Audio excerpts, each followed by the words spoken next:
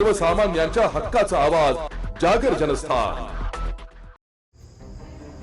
Savargaon Bhadgaon road परिसरात काल मध्यरात्री अज्ञात चोरट्यांनी अक्षरशः धुमाकूळ घालत 2 वेगवेगळ्या ठिकाणी धाडसी चोऱ्या केल्या।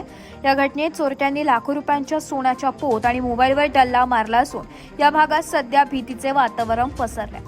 पहिली घटना सावरगाव येथील माधव पवार यांच्या घरी घडली आहे। उन्हाळ्याच्या दिवसांमुळे पवार कुटुंबातील महिला घराबाहेर झोपली असताना चोरट्यांनी संधी साधून त्यांच्या गळ्यातील 2 तोळ्याची सोन्याची पोत आणि एक मोबाईल हिसकावून घेतलाय।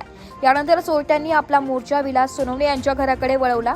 सोनवणे यांच्या घरात झोपलेल्या महिलेच्या गळ्यातील 1 तोळ्याची सोन्याची पोत चोरट्यांनी जबरदस्तीने ओढून पोबारा केला।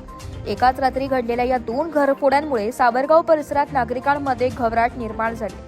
या दोन्ही घटनांची माहिती मिळताच येवला तालुका पोलिसांनी घटनास्थळी धाव घेतली आहे। पोलिसांनी अज्ञात चोरट्यांविरुद्ध गुन्हा दाखल केला असून पुढील तपास वेगाने सुरू आहे। पोलिसांनी रात्रीची गस्त वाढवावी अशी मागणी ग्रामस्थांकडून होत आहे। या घटनास्थळासाठी रूपक बिरारी धुळे।